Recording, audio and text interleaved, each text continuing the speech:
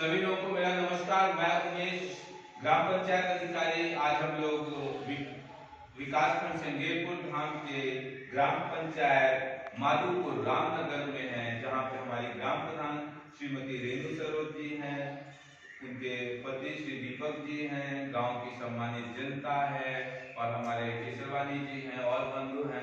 तो हमें समझना है आज की जो बैठक है वो बैठक है गांव का जो विकास हो, जो शासन की तरफ से आपको किस रूप में योजनाएं मिल रही हो, आपको हर उस योजना की जानकारी मिले जो आप में से ही किसी गांव के लिए माननीय मुख्यमंत्री जी उत्तर प्रदेश सरकार, माननीय प्रधानमंत्री जी भारत सरकार द्वारा चलाई जा रही है। तो हमें समझना है मित्रों कि गांव में जैसे मनरेगा की योजना है, जैसे पहले हम और आप हमारे बीच के लोग कमाने के लिए बाहर जाते थे, तो आपको गांव में ही 100 दिन का जो रोजगार है वो आपको मिल सकता है। फिर आपको पेंशन है, दिव्यांग पेंशन है, निराश्रित महिला पेंशन है, वृद्धा पेंशन है। जो भी व्यक्ति उसका सरकारी मानक के हिसाब से पात्र है, पात्रता भी है, आप लोग समझ लें। और समय समय पे जो भी योजनाएं हैं वो हमारे और आपके ऐसे लोगों के लिए है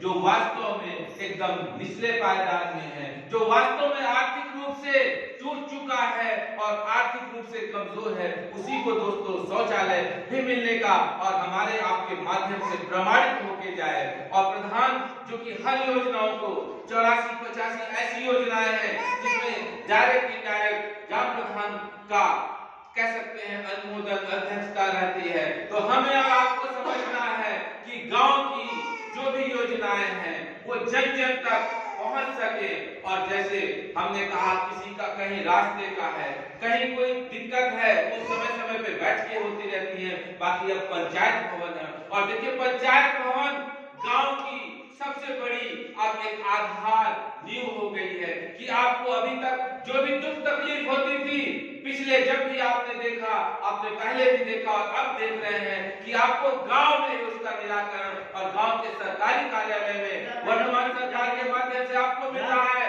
तो हमें आपको समझना है कि अगर हमारे उत्तर प्रदेश सरकार इतना अच्छा कार्य कर रही है तो हम क्यों ना उसका लाभ लें और गांव के उस अंतिम पायदान पर बैठे व्यक्ति को सरकार की, चाहे उत्तर प्रदेश सरकार की योजना हो, चाहे भारत सरकार की योजना हो, और गांव में महिलाएं अधिक से अधिक अपने आप को किसी भी रूप में कमजोर, अशक्त ना समझें। जो कि माननीय मुख्यमंत्री जी, माननीय प्रधानमंत्री जी, अभी आपने वर्तमान में कुछ समय पहले ही देखा कि प्रयागराज की इस पावन धरती संगम नगरी से बड़े पैमाने पे उनके लिए एक आयोजन किया और विभिन्न प्रकार का उनको सम्मानित के साथ योजनाओं की बौछार की। तो हमें समझना है कि हमारा कश्मीर यही हर गांव, हर घर में है, क्योंकि दोस्तों जब हम और आप मन से, तन से, विचार से सशक्त होते हैं और एक रोशनी देने का काम करते हैं, तो दोस्तों हमें और आपको चौमुखी विकास चारों ओर दिखता नजर आता है।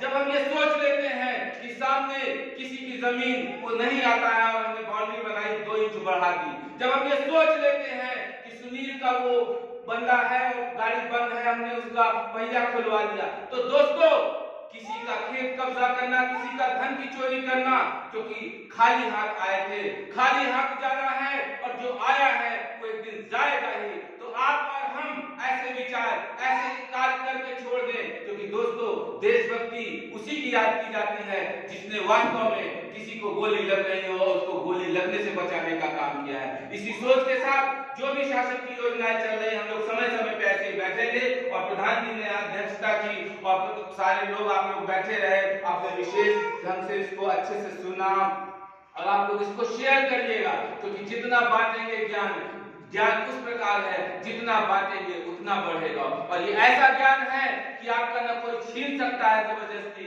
न कोई बांट सकता है बिना आपकी इच्छा से, न कोई चुरा सकता है। तो दोस्तों अपने दिमाग को आप सशक्त करिए, क्योंकि यही सबकी पूंजी है। और अपने घर में हर बच्चे को, हर व्यक्ति को पढ़ाने लिखाने का काम करिए, ये सबसे बड़ी चीज है, यही पूंजी है। इन्हीं शब्दों के साथ आप सब लोगों को बहुत बहुत धन्यवाद। Thank you.